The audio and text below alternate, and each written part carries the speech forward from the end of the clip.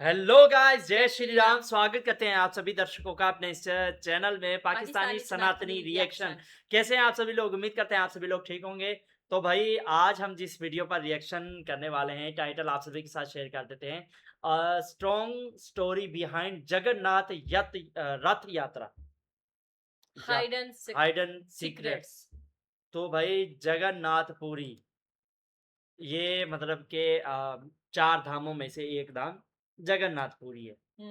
तो पहले हम वीडियो देख लेते हैं कि कौन सी ऐसी जो सीक्रेट हैं जो जगन्नाथ मंदिर के रथ यात्रा के।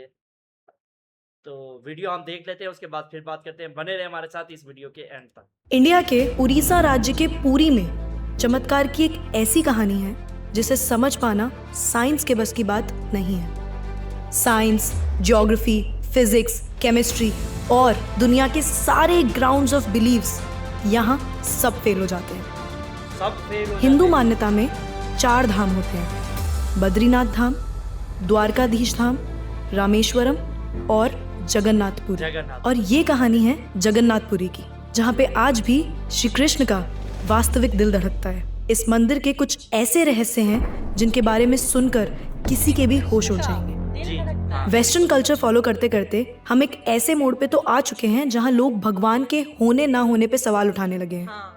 पर यही सवाल अब मैं आपसे इस वीडियो के बाद पूछूंगी। आइए देखते हैं। हर मंदिर में जहाँ मूर्तियां मेटल या स्टोन से बनती हैं, वहीं जगन्नाथ मंदिर में भगवान की मूर्तियां लकड़ी से बनी हुई हैं। ऐसा क्यों? आइए बताती हूँ।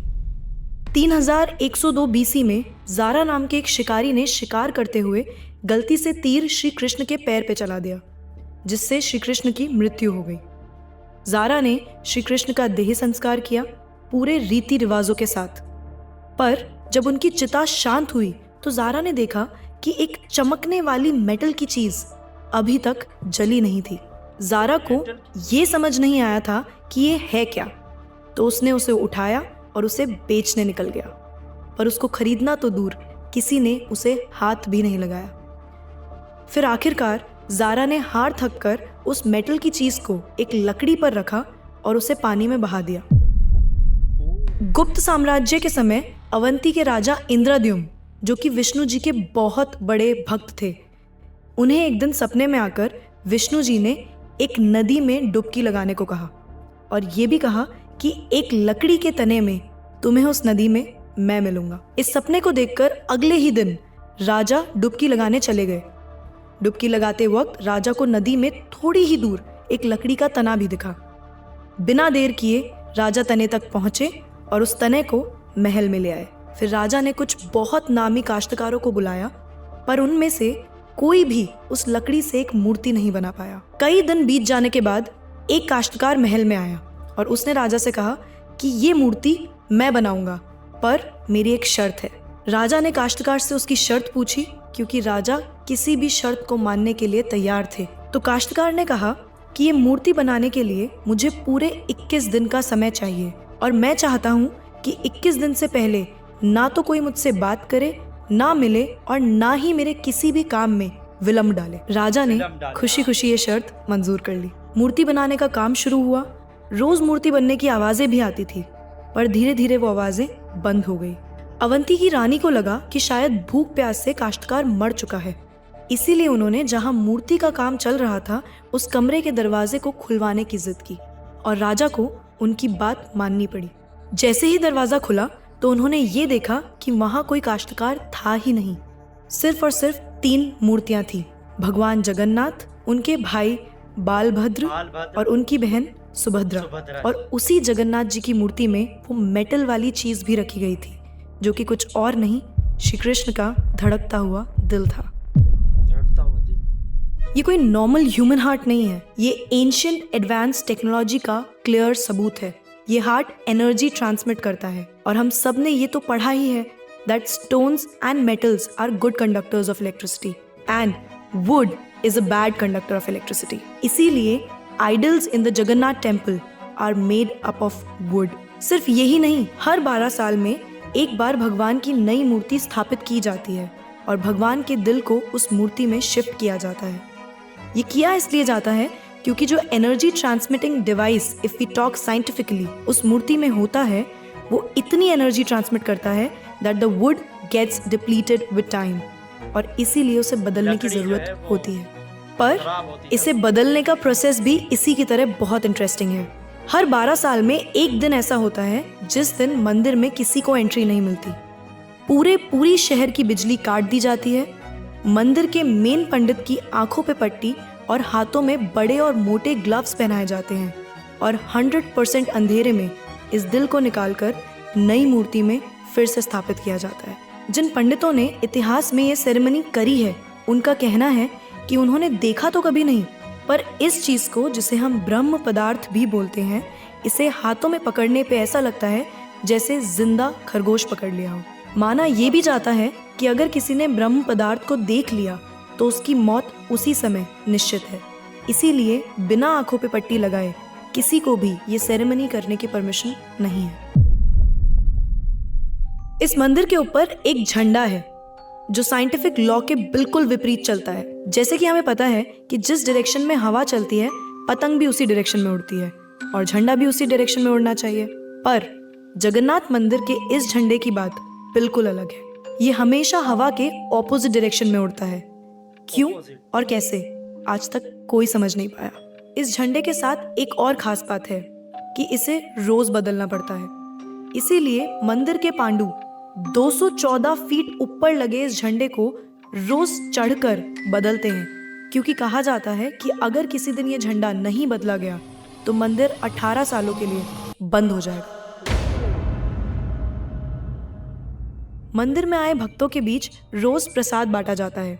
उनके लिए वो प्रसाद बनाया जाता है और जगन्नाथ मंदिर में होने वाली हर चीज में कहीं ना कहीं भगवान की कोई ना कोई लीला छुपी है। मंदिर में रोज 500 लोगों के लिए प्रसाद बनता है और कभी कभी भक्तों की संख्या हजारों में भी चली जाती है। पर जगन्नाथ मंदिर में भक्तों के लिए प्रसाद कभी कम नहीं पड़ा। दिन भर मंदिर में प्रसाद बांटा जाता है, पर कहते हैं कि आज तक इस मंदिर में एक भी दाना प्रसाद ना कम पड़ा है और ना ही व्यर्थ गया है। पर ऐसा एस्टिमेशन इंसानों के लिए करना तो बहुत ही मुश्किल है। और ये बात यहीं खत्म नहीं होती।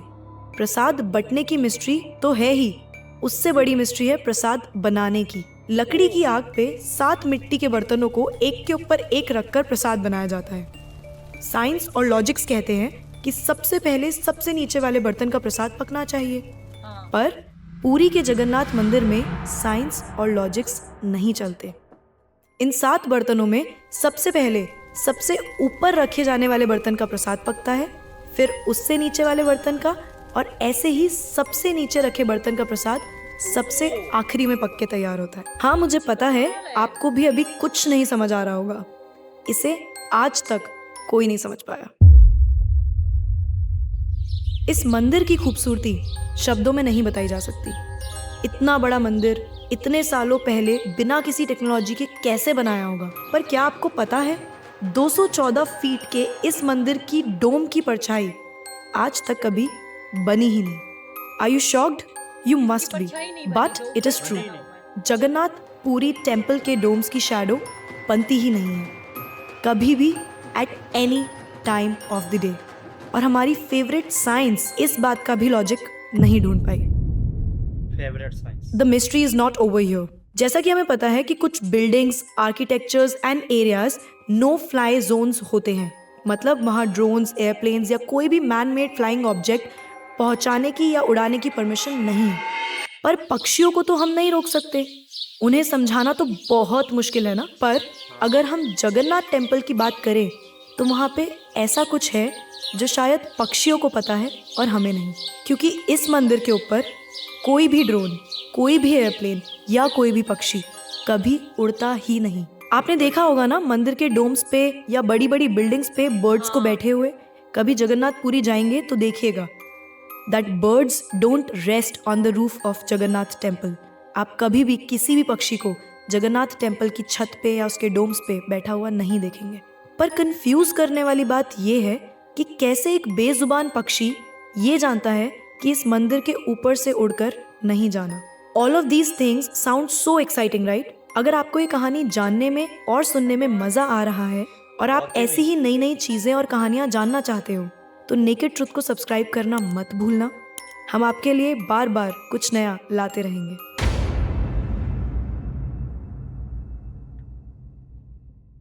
आइए फिर से चलते हैं जगन्नाथ मंदिर की मिस्ट्रीज की तरफ। सुदर्शन चक्र, ये नाम तो आपने सुना ही होगा।